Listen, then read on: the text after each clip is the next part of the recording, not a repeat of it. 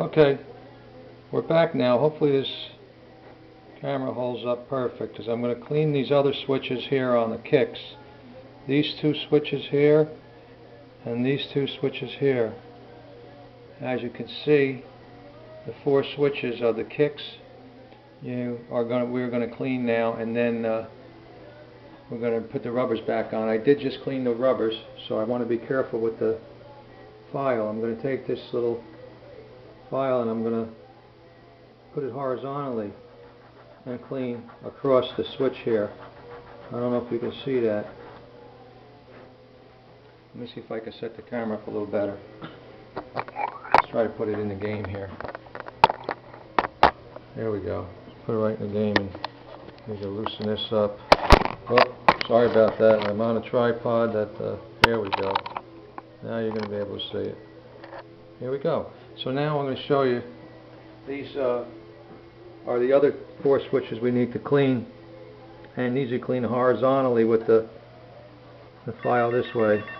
Just put your two fingers in there like you're making an OK, and you hold the two contact points with your fingers, and you look at them, and they look really clean now. You want to do that for the other side too. Switch around here. Just going to get my file in there. I'll grab the two switches with my fingers and push the file through the two contacts on the two switches. Just kind of clean them up, rub it up and down there, move that file, let it flow. And now you can see they're really nice now. Give it one last shot, because these get a lot of action, these switches, so they get dirtier more than the other switches. So you have to give them a little bit more of a cleaning. That's great. Now we're going to show you these other two over here. And there they are, the other two over there. And here's a nice close-up of the playfield too with this tripod. It's really nice. So I got this little tripod and I got a bigger tripod. I'm going to try to make my camera work a little better for everybody out there to see. Now these contacts are dirty. There's a little round contact on this back switch here, the bigger switch, and there's a contact over here on the shorter switch. So these longer switches, the rubber sits on there, and when the ball hits the rubber, it pushes these flexible switches into the other back switch there. So we're just going to clean them. Just going to get it horizontally, get in there. I can feel it cleaning. Get a little feel for it. And you clean there, and you got to get your headset on so you can check your switches really closely. It's the only way to check these switches if they're cleaned right. This is good, and we're cleaning this one now.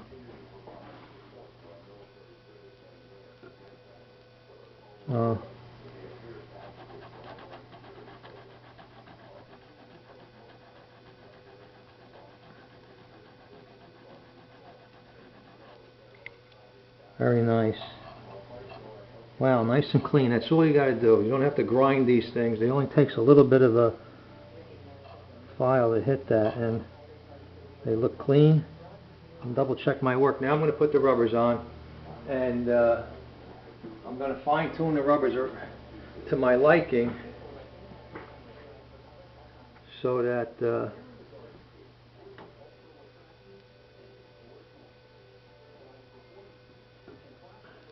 I'll get behind the switch. There we go. So now I gotta look in there and see them switches somehow. There, I can see them actually. I can see them, and they look pretty close. Not as close as I'd like them, because now this is a little tighter, but I can make it a little looser. See the tension on that one. I'm going to put this other one on behind the camera here, just so I can kind of get a feel for the tension on that one. Yeah, this is a little tight. So you can loosen the rubber's tightness up by just giving it a little play. That's better. I like that. Too tight's no good, so now it's just basically, I like to bring them a little closer. I like to bring them a little closer.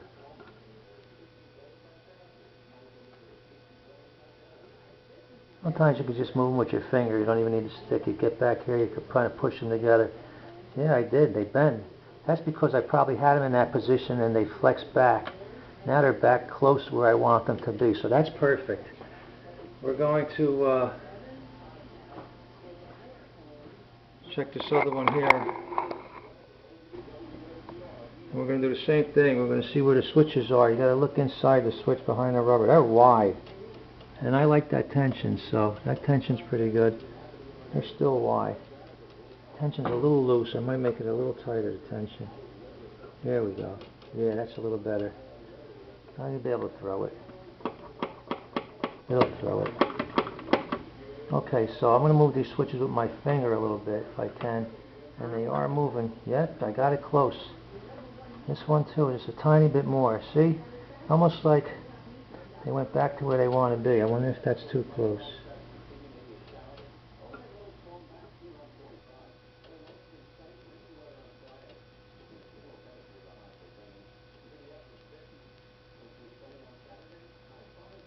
Yeah, I like them both now. I like the tension, and I think that's good. So what we're going to do now is we're going to put back on the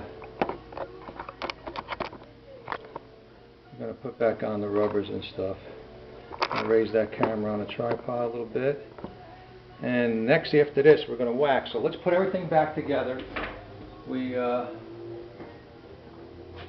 filed all the switches we wanted to file. We filed 4 switches, 2 kicks here, and we filed them. So now we're going to put the plastics back on nicely.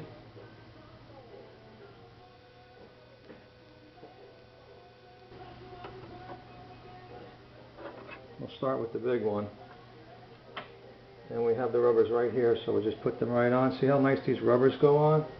Now, I was telling you in the other videos that the original caps that go on the plastic are in this little bag here. That's these guys. A little plastic. They're chrome, they're nice, but they're hard to get on. See, they would go on. Just to give you a little demonstration, some people like them. Instead of the white rubbers, these are the original ones that go on. The only thing is, as you can see, you really have to force them on with some kind of wrench or something. And that's, you can break the plastic using, you can do anything to the plastic with these tight little nuts. I think they were made for the factory to put them on once and that was it. I doubt it though, but I heard that before. And these little rubber ones, they have a nice tendency to get comfortable on there, and it gives the plastic a little flexibility. So that's why I put these in a little plastic bag here, and I tell it's original post, so whoever wants to use that, here's a little, that has to go somewhere, that label. But anyway, I just wanted to bring that to your attention while we had that out. And now we're going to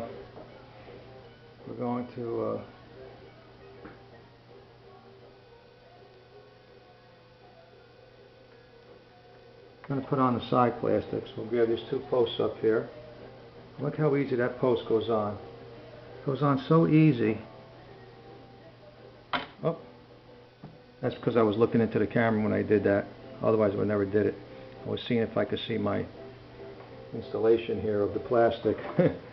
So this one goes here, and very gently, and they go on very easily. There are these rubber plastic posts. They're great. I have them up here. So now everything is really good. So what we want to do now is we want to wax the machine. So I have a little bit of paper here that I'm going to use. Use real small pieces of paper. You get these pieces of paper and you just kind of get a small piece of paper, fold it up, and kind of fold it up till you get a nice little, so you can wax with a small applicator. Now I'm going to use this, and basically I've used every single wax there was in the world on the playfields, but I find out the Novice 2 is a very good product. It goes on easy, comes off easy, and it lasts. So really I'm just going to drop a little bit of a couple drops here on the playfield, just like that. Just a little couple drops. See the drops going on? You don't want to put too much on. Go right around where you're going to wax, around the pop bumpers, because we're not taking anything off. So we're going to just kind of go up here around the pop bumpers a little bit. And up here on the top. I don't know if you can see the top arch. Let me just take the hair. What I'm doing is I have little droplets of wax I put around. As you can see up here, I put a couple droplets. And that's it. We're all done. There's a couple droplets all over. Looks like polka dots. And what I do next is I just take set this back down. Here we go. So now, here's our applicator. And being that everything's on the playfield, I mean, everything comes off the playfield when you rebuild the pop bumpers and you first restore the game and make it play like this. So basically, you just want to kind of get down there and kind of get that wax to get on there. I mean, I wiped the playfield with a dry rag before this, so that very easy. It's like waxing your car. You don't want to get it all over the rubbers now, because we'll just clean the rubbers. So you want to come down in here a little bit. I don't know if you can see that. Yeah, you want to come down in here. We'll just turn the camera. You want to come down in here with the rag that has some wax on. You want to build up too much wax back here, because this is off the playfield over here. It's just the outside, but you could put some wax there that was already saturated on your little wax pad that you made. So, and come in here, we could always push it through and back up here with the wax. So you want to stay in one area, try to get as close as you can to the slings, and you can feel the wax on the rag. You can feel the wax on the rag. So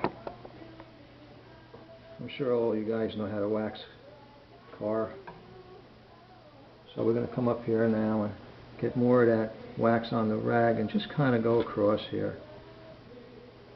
Almost like painting with colors, because I can't really paint. Well, I'm not that much of an artist, but I'm a good color matcher. But anyway, I won't get off the topic here. We'll keep moving around. We're going to move this rag around now. Notice it's just wax on there. There's no dirt, because the playfield is immaculate.